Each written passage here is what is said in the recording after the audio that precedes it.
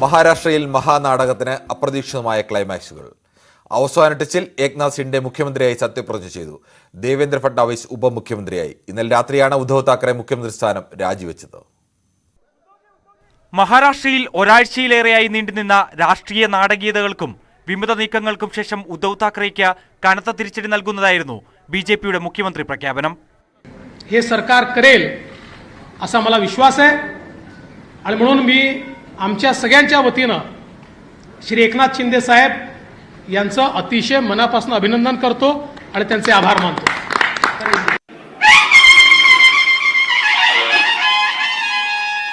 രണ്ടര വർഷം നീണ്ടുനിന്ന ഉദ്ധവ് താക്കറെയുടെ നേതൃത്വത്തിലുള്ള മഹാവികാസ് അഘാടി സഖ്യ സർക്കാരിനെ താഴെയിറക്കിക്കൊണ്ട് മഹാരാഷ്ട്രയിലെ ഭരണം വീണ്ടും ബിജെപി കൈപ്പിടിയിലൊതുക്കി. വിമത നീക്കങ്ങൾ നയിച്ച ഏക്നാഥ് ഷിൻഡെയെ മഹാരാഷ്ട്രയുടെ പുതിയ മുഖ്യമന്ത്രിയാക്കിയതോടെ 2019 തിരിച്ചടിക്ക് മറുപടി നൽകാനും ശിവസേന നേതൃത്വത്തെ വരും ദിവസങ്ങളിൽ ഒപ്പം നിർത്താനുമുള്ള നീക്കം നടത്താനും ബിജെപിക്ക് സാധിച്ചു. मी एकनाथ संभाजी शिंदे ईश्वर साक्ष शपथ घेतो की मी महाराष्ट्र राज्याचा मुख्यमंत्री म्हणून माझी कामे निष्ठापूर्वक व शुद्ध बुद्धीने पार पाडीन.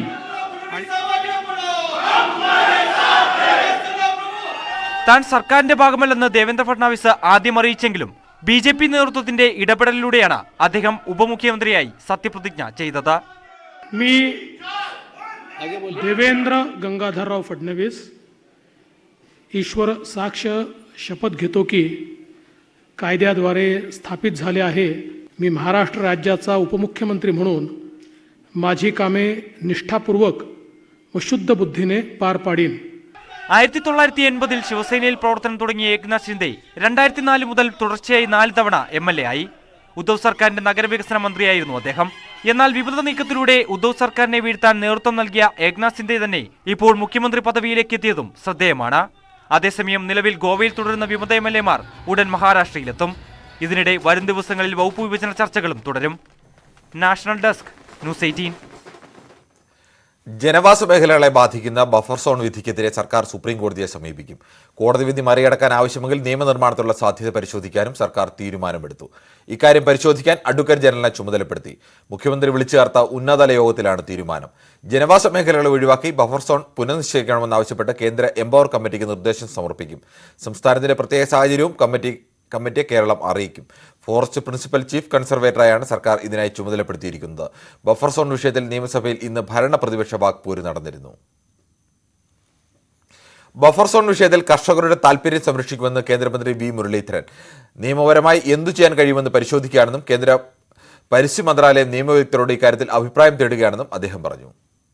ബഫർ സോണിനെ സംബന്ധിച്ച് കേന്ദ്ര പരിസ്ഥിതി മന്ത്രാലയം നിയമവിദഗ്ധന്മാരുമായിട്ട് കൂടിയാലോചിച്ചുകൊണ്ട്, കാരണം ഇത് സുപ്രീം കോടതിയുടെ നിർദ്ദേശമാണ്, അതുകൊണ്ട് നിയമപരമായി ഏതൊക്കെ മാർഗങ്ങൾ ആരായാൻ സാധിക്കുമോ അങ്ങനെയുള്ള എല്ലാ മാർഗങ്ങളും പരിശോധിച്ചുകൊണ്ട് കർഷകരുടെ താൽപ്പര്യങ്ങൾ സംരക്ഷിക്കാൻ വേണ്ടിയിട്ടുള്ള നടപടികൾ സ്വീകരിക്കും. ബഫർ സോണിലെ വിധി സർക്കാരുകളുടെ ശുപാർശ പ്രകാരമാണെന്നും അതുകൊണ്ട് സർക്കാരിന്റെ ഇടപെടൽ വേണമെന്നും കർദിനാൾ ജോർജ് ആലഞ്ചേരി. മനുഷ്യനെ സംരക്ഷിച്ചുകൊണ്ടാവണം പരിസ്ഥിതി സംരക്ഷിക്കേണ്ടതെന്നും കർദിനാൾ പറഞ്ഞു. ഒരു കോടതി വിധി വന്നിട്ടുണ്ട്. ആ വിധി തീർച്ചയായിട്ടും സർക്കാരുകളുടെ ശുപാർശകൾ അനുസരിച്ചാണ് വന്നിട്ടുള്ളതെന്ന് ഞങ്ങൾ മനസ്സിലാക്കുന്നു.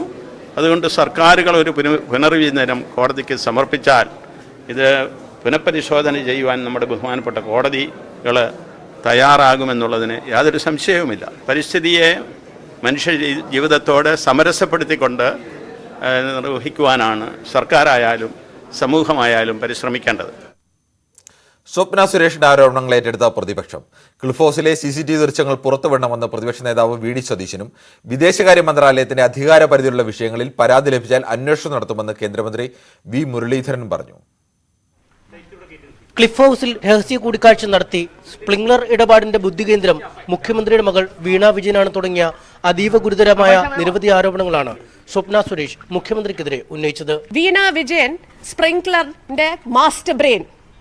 She is the one behind it. എക്സാലോജിക്കിന്റെ പാർട്ട്ണർഷിപ്പോ അതിന്റെ ഇൻവോൾവ്മെന്റ് എന്താണെന്നുള്ള എല്ലാ ഡോക്യുമെന്റ്സ് ഇൻവെസ്റ്റിഗേറ്റിംഗ് ഏജൻസീസിന്റെ കയ്യിൽ കൊടുത്തിട്ടുണ്ട്, എന്റെ കയ്യിലുണ്ട്.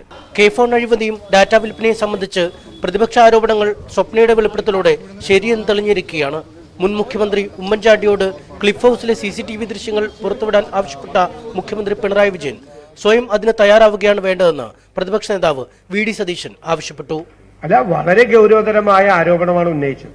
ആ ആരോപണത്തെക്കുറിച്ച് അന്വേഷണം നടത്തേണ്ടതാണ്. മുഖ്യമന്ത്രി തന്നെ മറുപടി പറയട്ടെ, ഇതെല്ലാം ശരിയാണോ അല്ലേ. അപ്പോൾ അന്ന് ഉമ്മൻചാണ്ടിയോട് CCTV ഫുട്ടേജ് ചോദിച്ച ശ്രീ പിണറായി വിജയൻ വോളണ്ടറി ആയിട്ട് സ്വയം സന്നദ്ധനായി ഈ CCTV ഫുട്ടേജ് ഒക്കെ ഒന്ന് കാണിച്ചു കൊടുക്കട്ടെ. കേരള സന്ദർശനത്തിനെത്തിയ ഷാർജ ഭരണാധികാരിയെ വിദേശകാര്യ മന്ത്രാലയം അറിയാതെ വഴിതിരിച്ചുവിട്ടെന്ന വെളിപ്പെടുത്തൽ അതീവ ഗൗരവതരമെന്ന് കേന്ദ്രമന്ത്രി V മുരളീധരൻ പ്രതികരിച്ചു. സംസ്ഥാന പോലീസ് അടിയന്തരമായി അന്വേഷണം നടത്തണം. വിദേശകാര്യ വകുപ്പിന് പരാതി കിട്ടിയാൽ അന്വേഷിക്കുമെന്നും V മുരളീധരൻ പറഞ്ഞു. അത് വളരെ ഗുരുതരമായിട്ടുള്ള സുരക്ഷാ വീഴ്ചയാണ്, ഗുരുതരമായിട്ടുള്ള പ്രോട്ടോകോൾ ലംഘനമാണ്, ഗുരുതരമായിട്ടുള്ള നിയമലംഘനമാണ്. അത് വിശദമായിട്ട് പരിശോധിക്കേണ്ടതുണ്ട്. കേരളത്തിലെ പ്രതിപക്ഷ നേതാവ് കത്തെഴുതട്ടെ, കേരളത്തിലെ പൊതുപ്രവർത്തകരാരെങ്കിലും വിദേശകാര്യ വകുപ്പിന് കത്തെഴുതട്ടെ, പരിശോധിക്കാം. ഗൂഢാലോചന ആരോപിച്ച് തനിക്കെതിരെ പരാതി നൽകിയ KT ജലീൽ MLA-ക്കെതിരെ കൂടുതൽ തെളിവുകൾ ഉടൻ പുറത്തുവിടുമെന്നും സ്വപ്ന സുരേഷ് പറഞ്ഞു. രഹസ്യമൊഴിയുമായി ബന്ധപ്പെട്ട് ചോദ്യം ചെയ്യലിന് ED നോട്ടീസ് നൽകിയെങ്കിലും അനാരോഗ്യം മൂലം ഇന്നും സ്വപ്ന ചോദ്യം ചെയ്യലിന് ഹാജരായില്ല. ന്യൂസ് 18 കൊച്ചി. സ്വപ്ന പറയുന്നത് നിലവാരമില്ലാത്ത അഭിപ്രായമാണെന്ന് LDF കൺവീനർ EP ജയരാജൻ. അവർ പറയുന്നത് കേട്ട് ഭരിക്കുവാൻ കഴിയുമെന്നും ജയരാജൻ ചോദിച്ചു. അവർ പറയുന്നത് കേട്ട് ഭരിക്കാൻ എവിടെ നിൽക്കുന്നത്? അവരെത്ര നിലവാരമില്ലാത്ത അഭിപ്രായങ്ങളാണ് പറയുന്നത്. ഇത് രാഷ്ട്രീയമാണ്. ഉയർന്ന രാഷ്ട്രീയ ബോധത്തിന്റെ അടിസ്ഥാനത്തിൽ മാത്രമേ പ്രശ്നങ്ങളെ സമീപിക്കാൻ പറ്റൂ. രാഷ്ട്രീയമാണ് ഇവിടെ. ഏതെങ്കിലും ആരെങ്കിലും പറയുന്നത് കേട്ട് അതിന്റെ പിന്നാലെ നടക്കലല്ല ശരിയായ രാഷ്ട്രീയം. കുറ്റാരോപിത പറയുന്നതിനെല്ലാം മുഖ്യമന്ത്രിക്കോ സർക്കാരിനോ മറുപടി പറയാൻ കഴിയില്ലെന്നായിരുന്നു കാനം രാജേന്ദ്രന്റെ പ്രതികരണം. കേന്ദ്ര ഏജൻസികൾ 2 വർഷം അന്വേഷണം നടത്തിയിട്ടും ഒരു തുമ്പും കണ്ടെത്തിയിട്ടില്ല. മാത്യു കുഴൽനാടൻ പറയുന്നതിനെക്കുറിച്ച് അദ്ദേഹത്തോട് തന്നെ ചോദിക്കണമെന്നും കാനം പറഞ്ഞു. പറയുന്ന ആളിനെ കുറിച്ച് നോക്കണ്ടേ? അതെ, അത് അവരൊരു ആരോപണം ഉന്നയിച്ചു എന്നുള്ളതല്ലാതെ ഇങ്ങനെ ആളുകൾ ഇങ്ങനെ ഓരോന്ന് പറഞ്ഞുകൊണ്ടിരിക്കുന്ന, അവർക്ക് ഓരോ സമയത്ത് മാറ്റം ഉണ്ടാകുന്നതനുസരിച്ച് പറയുന്ന എല്ലാ കാര്യങ്ങൾക്കും മറുപടി പറയാൻ ഇപ്പോൾ മുഖ്യമന്ത്രിയോ മറ്റുള്ളവരോ പോകണം എന്ന് പറഞ്ഞാൽ വളരെ വിഷമമായി പോകും. ഇതൊന്നും വലിയ ആവശ്യമില്ലാത്ത കാര്യമാണ്. സ്വർണ്ണക്കടത്തുമായി ബന്ധപ്പെട്ട നിയമസഭയിൽ നടന്ന വാദപ്രതിവാദങ്ങളുടെ ചില വാർത്തകളാണ്.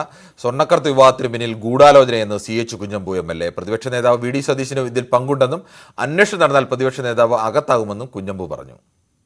2 കേന്ദ്രമന്ത്രിമാർ നിങ്ങൾക്ക് അറിയാലോ, 2 വക്കീലന്മാർ നിങ്ങൾക്കറിയാലോ, 2 തറകൾ അവർ നിങ്ങൾക്കറിയാലോ, ഒന്ന് PC ജോർജ്, ഒന്ന് ക്രൈം നന്ദകുമാർ. ഈ ആളുകൾ ചേർന്നുകൊണ്ട് നടത്തിയ ഗൂഢാലോചന, അതിൽ VD സതീശന് പങ്കുണ്ടോ? എനിക്ക് സംശയമുണ്ട് അദ്ദേഹം VD സതീശന് പങ്കുണ്ട് എന്ന്. എന്തറിയോ, ഈ പ്രശ്നം വരുന്നു, VD സതീശന്റെ ആളുകൾ ഒരു 10 ആൾ കൂടി ഉടനെ സമരത്തിലേക്ക്, കലാപത്തിലേക്ക് നീങ്ങുന്നു. കൃഷ്ണരാജൻ ഈ ഗൂഢാലോചന അന്വേഷിക്കല്ലേ, ആ ഗൂഢാലോചന അന്വേഷണം VD സതീശനിലേക്ക് നീങ്ങിയാൽ VD സതീശൻ ഉൾപ്പെടെ അകത്താകുമെന്ന കാര്യത്തിൽ സംശയമില്ല. കുഞ്ഞമ്പുവിന്റെ ഈ ആരോപണത്തിന് തിരുവഞ്ചൂർ രാധാകൃഷ്ണന്റെ മറുപടി ഇങ്ങനെയായിരുന്നു.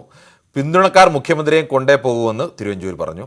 അത് ഈ മുഖ്യമന്ത്രി പിന്തുണക്കാരെ ഏറെ സൂക്ഷിക്കണമെന്നും അദ്ദേഹം ഓർമ്മപ്പെടുത്തി. മാത്യു കുഴൽനാടന്റെ ആരോപണത്തിന് CH കുഞ്ഞമ്പു മറുപടി പറയുന്നതിനെതിരെയായിരുന്നു തിരുവഞ്ചൂരിന്റെ ഈ പരിഹാസം. ഞാൻ കരുതിയത് ഇന്നലത്തെ കാര്യം ഇന്നലത്തെ കൊണ്ട് തീർക്കും എന്നാണ്. പക്ഷേ ഇപ്പോൾ ശ്രീ കുഞ്ഞമ്പുവിൻ്റെ പ്രസംഗം കേട്ടപ്പോൾ ഇത് നിങ്ങൾ വിടാൻ തയ്യാറല്ല, നിങ്ങൾ ശ്രീ പിണറായി വിജയനെ കൊണ്ടേ പോകൂ എന്നുള്ളൊരു വാശിയുള്ളത് പോലെ എനിക്ക് തോന്നുന്നു. എനിക്ക് മുഖ്യമന്ത്രിയുടെ അഭിപ്രായമുണ്ട്, ഞങ്ങളെ സൂക്ഷിച്ചു, പക്ഷേ ഇതുപോലുള്ള പിന്തുണക്കാരെ അങ്ങ് കൂടുതൽ സൂക്ഷിക്കണം, അല്ലെങ്കിൽ കൂടുതൽ കുഴപ്പത്തിലോട്ട് പോകും. സ്വപ്ന സുരേഷിന്റെ രഹസ്യമൊഴിയുടെ പകർപ്പ് ആവശ്യപ്പെട്ട് സരിത നൽകിയ ഹർജി ഹൈക്കോടതി നാളെ പരിഗണിക്കും. മൊഴിയിൽ തന്നെക്കുറിച്ചുള്ള പരാമർശമുള്ളതിനാൽ പകർപ്പ് വേണമെന്നാണ് ഹർജിയിലെ ആവശ്യം. ജസ്റ്റിസ് കൗസർ എടപ്പകത്തിന്റെ ബെഞ്ചാണ് ഹർജി പരിഗണിക്കുക. ബ്രുവറി കേസിൽ സർക്കാരിന് തിരിച്ചടി. നികുതി വകുപ്പ് ഫയലുകൾ വിളിച്ചു വരുത്തണമെന്ന മുൻ പ്രതിപക്ഷ നേതാവ് രമേശ് ചെന്നിത്തലയുടെ ഹർജി തിരുവനന്തപുരം വിജിലൻസ് കോടതി അനുവദിച്ചു. കേസിൽ സാക്ഷിമൊഴി രേഖപ്പെടുത്തരുതെന്നാവശ്യപ്പെട്ട് സർക്കാർ സമർപ്പിച്ച ഹർജി തള്ളുകയും ചെയ്തു. പറയാനുള്ളത് കോടതിയിൽ പറയുമെന്നായിരുന്നു EP ജയരാജന്റെ പ്രതികരണം. കഴിഞ്ഞ സർക്കാരിന്റെ കാലത്ത് 3 ബ്രൂവറികളും 2 ബ്ലെൻഡിംഗ് യൂണിറ്റുകളും അനുവദിക്കാനുള്ള തീരുമാനത്തിന് പിന്നിൽ അഴിമതി ആരോപിച്ചായിരുന്നു രമേശ് ചെന്നിത്തല രംഗത്തെത്തിയത്. വിവാദമായതിന് പിന്നാലെ തീരുമാനത്തിൽ നിന്ന് സർക്കാർ പിന്നോട്ടു പോയെങ്കിലും ചെന്നിത്തല വിജിലൻസ് കോടതിയിലെ കേസുമായി മുന്നോട്ടുപോയി. ഇടപാടിൽ അഴിമതി നടന്നുവെന്നത് വ്യക്തമാകാൻ നികുതി വകുപ്പ് ഫയലുകൾ വിളിച്ചുവരുത്തണമെന്നാവശ്യപ്പെട്ടായിരുന്നു ചെന്നിത്തലയുടെ ഹർജി. ഈ ഹർജി നിലനിൽക്കുമെന്നാണ് കോടതിയുടെ നിരീക്ഷണം. മാത്രമല്ല, കേസിൽ സാക്ഷിമൊഴി രേഖപ്പെടുത്തരുതെന്നാവശ്യപ്പെട്ടുള്ള ഹർജി തള്ളിയതും സർക്കാരിന് തിരിച്ചടിയായി. കേസിൽ സാക്ഷികളായ മുൻ മന്ത്രിമാർ ഇ.പി. ജയരാജൻ, വി.എസ്. സുനിൽകുമാർ എന്നിവർക്ക് കോടതി സമൻസ് അയക്കും. തൃക്കാക്കര ഉപതെരഞ്ഞെടുപ്പ് ചുമതല ചൂണ്ടിക്കാട്ടിയാണ് നേരത്തെ മൊഴി നൽകുന്നതിൽ നിന്ന് ഇരുവരും വിട്ടുനിന്നത്. പിന്നെ രമേശ് ചെന്നിത്തലയുടെ സാക്ഷിയാകാനൊന്നും ഞാനില്ല. രമേശ് ചെന്നിത്തലയുടെ സാക്ഷിയാവാൻ ഞാനില്ല. എനിക്ക് പറയാനുള്ളത് ഞാൻ കോടതി പറയും. മുഖ്യമന്ത്രി പിണറായി വിജയൻ, മുൻ എക്സൈസ് മന്ത്രി ടി.പി. രാമകൃഷ്ണൻ എന്നിവരാണ് കേസിലെ പ്രതികൾ. ന്യൂസ് 18 തിരുവനന്തപുരം. രാഷ്ട്രപതി തെരഞ്ഞെടുപ്പിൽ എൻ.ഡി.എ സ്ഥാനാർത്ഥി ദ്രൗപദി മുർമുവിന് ജനതാദൾ സെക്യുലർ പിന്തുണ നൽകിയേക്കും. മുർമു പിന്തുണ ആവശ്യപ്പെട്ട് വിളിച്ചിരുന്നതായി ജെ.ഡി.എസ് നേതാവും കർണാടക മുൻ മുഖ്യമന്ത്രിയുമായ എച്ച്.ഡി. കുമാരസ്വാമി പറഞ്ഞു. പാർട്ടി ദേശീയ പ്രസിഡന്റ് ദേവഗൌഡയുമായി ഫോണിൽ വിളിച്ചിരുന്നു. ഇത് ബി.ജെ.പിക്കുള്ള പിന്തുണയായി കാണരുതെന്നും കുമാരസ്വാമി വ്യക്തമാക്കി. ആർക്ക് പിന്തുണ നൽകണമെന്നതിൽ ജെ.ഡി.എസ് കേരള ഘടകത്തിന്റെ നിലപാട് നാളെ അറിയാം. പുതുചരിത്രമെഴുതി ISRO. DSO ഈ മിഷന്റെ ഭാഗമായി PSLV C-53 റോക്കറ്റ് വിജയകരമായി വിക്ഷേപിച്ചു. സ്വന്തം മണ്ണിൽ നിന്നുള്ള ISROയുടെ ആദ്യത്തെ സമ്പൂർണ്ണ വാണിജ്യ വിക്ഷേപണമാണിത്. വൈകിട്ട് 6 മണിക്ക് ശ്രീഹരിക്കോട്ടയിൽ നിന്ന് റോക്കറ്റ് കുതിച്ചുയർന്നു. ഭൗമ നിരീക്ഷണ ഉപഗ്രഹമടക്കം സിംഗപ്പൂരിലെ 3 ഉപഗ്രഹങ്ങളാണ് വിക്ഷേപിച്ചിരിക്കുന്നത്. വിക്ഷേപിച്ച റോക്കറ്റിന്റെ അവശിഷ്ട ഭാഗങ്ങളുടെ ഉപകരണങ്ങൾ സ്ഥാപിച്ച് താൽക്കാലിക ഉപഗ്രഹമായി ഉപയോഗിക്കുന്ന പദ്ധതിക്കും ഇതോടെ തുടക്കമായി. ടാറ്റ സ്കൈക്ക് വേണ്ടിയുള്ള വിക്ഷേപണം പൂർത്തിയായതായി 9ാം ദിവസമാണ് PSLV 53മായുള്ള രണ്ടാം ദൗത്യം. That's a marvelous lift-off, and the PS-1 performance is according to the expectations for this mission. ചെറിയ ഇടവേളയിലേക്ക്.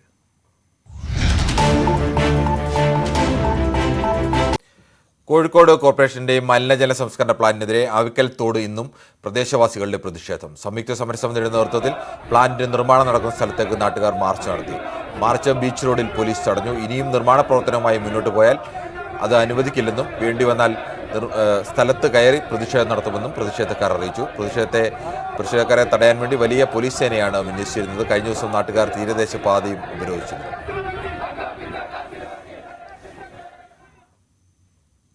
ബാലുശ്ശേരി ആൾക്കൂട്ടാക്രമണത്തിൽ 2 പ്രതികൾക്കെതിരെയുള്ള വകുപ്പുകൾ ദുർബലമാക്കി. ജിഷ്ണുവിനെ ആക്രമിച്ച സംഘത്തിലുള്ള DYFI INL പ്രവർത്തകർക്കെതിരെയുള്ള വകുപ്പുകളാണ് ദുർബലമാക്കിയത്. SDPI മുസ്ലിം ലീഗ് പ്രവർത്തകർ മാത്രമാണ് പ്രതികളെന്ന് റിമാൻഡ് റിപ്പോർട്ട്. മണിപ്പൂരിലെ ഇംഫാലിൽ സൈനിക ക്യാമ്പിന് സമീപത്തുണ്ടായ മണ്ണിടിച്ചിലിൽ 7 മരണം. ദുരന്തത്തിൽ 55 പേരെ കാണാതായി. കാണാതായവരിൽ സൈനികരും തൊഴിലാളികളുമാണുള്ളത്. കനത്ത മഴയെ തുടർന്ന് ഇന്നലെ രാത്രിയാണ് വൻ മണ്ണിടിച്ചിലുണ്ടായത്. വടക്കിഴക്കൻ സംസ്ഥാനങ്ങളെ ബന്ധിപ്പിക്കുന്ന റെയിൽവേ ലൈനിന്റെ ഇംഫാൽ ജിരുംബാം നിർമ്മാണ മേഖലയിലാണ് അപകടമുണ്ടായത്. ആന്ധ്രയിൽ നിന്നും മറ്റു ദുരന്ത വാർത്ത കൂടിയാണ്. വൈദ്യുതി കമ്പി ഓട്ടോറിക്ഷയിലേക്ക് പൊട്ടി വീണ് തീ പിടിച്ച് 7 പേരാണ് മരിച്ചത്. സത്യസായി ജില്ലയിൽ ഇന്ന് രാവിലെ 7-നാണ് അപകടമുണ്ടായത്. കർഷക തൊഴിലാളികളുമായി പോയ ഓട്ടോറിക്ഷ വൈദ്യുതി തൂണിലിടിച്ചതിനെ തുടർന്നാണ് ദുരന്തമുണ്ടായത്. ഓട്ടോ പൂർണ്ണമായും കത്തി നശിച്ചു. അപകടത്തിൽ പരിക്കേറ്റ ഒരാളുടെ നില ഗുരുതരമാണ്.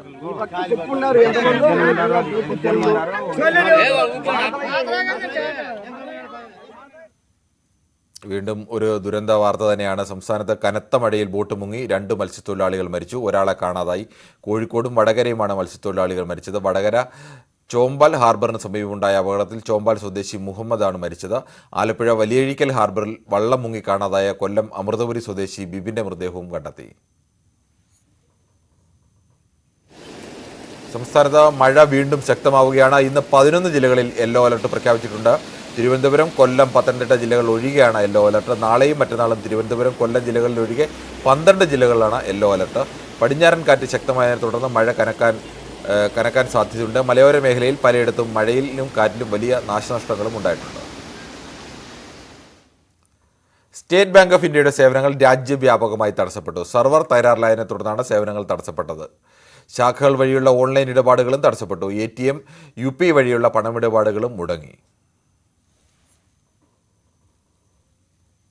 തിരുവനന്തപുരം മുതൽ ഇടുക്കി വരെയുള്ള 6 ജില്ലകളിൽ KSRTC മെക്കാനിക്കൽ വിഭാഗം ജീവനക്കാർക്ക് ശമ്പളം വിതരണം ചെയ്തു തുടങ്ങി. SBIയുടെ സാങ്കേതിക തകരാറ് പരിഹരിക്കപ്പെടുന്ന മുറയ്ക്ക് ശമ്പളം അക്കൗണ്ടിൽ ക്രെഡിറ്റ് ആകും. ബാക്കി മെക്കാനിക്കൽ ജീവനക്കാരുടെ ശമ്പളം ശനിയാഴ്ച വിതരണം ചെയ്യും. എന്നാൽ കാഷ്വൽ ലേബേഴ്സിന്റെയും ഹയർ ഡിവിഷൻ ഓഫീസർമാരുടെയും ശമ്പളം വിതരണം ചെയ്യുന്നത് എന്നാണെന്ന് ഇനിയും തീരുമാനമായിട്ടില്ല. വായ്പയെടുത്ത വീടുകളിൽ പെയിന്റ് കൊണ്ട് എഴുതി അതിക്രമം കാട്ടിയ സംഭവത്തിൽ സ്വകാര്യ ധനമിടപാട് സ്ഥാപനത്തിന്റെ ജീവനക്കാർക്കെതിരെ പോലീസ് കേസെടുത്തു. അതേസമയം ജീവനക്കാരുടെ സ്വകാര്യ ധനമിടപാട് സ്ഥാപനം സസ്പെൻഡ് ചെയ്തു. News 18 follow up. ചവറയിലെ പെയിന്റടി വിവാദത്തിലാണ് ജീവനക്കാർക്കെതിരെ പോലീസ് കേസ്. കളക്ഷൻ ചുമതലയുണ്ടായിരുന്ന നാഗസുബ്രഹ്മണ്യത്തിനെതിരെയാണ് കേസെടുത്തത്. നാഗസുബ്രഹ്മണ്യം, അതുൽ എന്നിവരെ അന്വേഷണ വിധേയമായി സ്ഥാപനം സസ്പെൻഡ് ചെയ്തു. ധന ഇടപാട് സ്ഥാപനത്തിലേക്ക് RYF പ്രവർത്തകർ മാർച്ച് നടത്തുകയും ഷട്ടറിൽ പെയിന്റ് എഴുതി പ്രതിഷേധിക്കുകയും ചെയ്തു.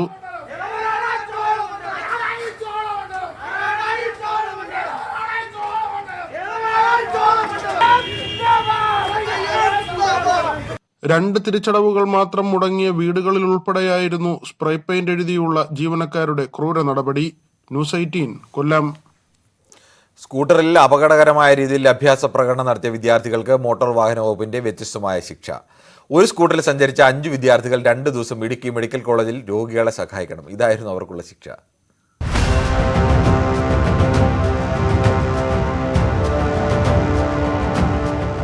ഒരു സ്കൂട്ടറിൽ 5 പേർ നിയമങ്ങളെ വെല്ലുവിളിച്ച് ഏറെ അപകടകരമായ തരത്തിൽ സഞ്ചരിക്കുന്ന ദൃശ്യങ്ങൾ സമൂഹമാധ്യമങ്ങളിൽ പ്രചരിപ്പിച്ചതോടെയാണ് മോട്ടോർ വാഹന വകുപ്പ് അധികൃതർ അന്വേഷണം നടത്തിയത്.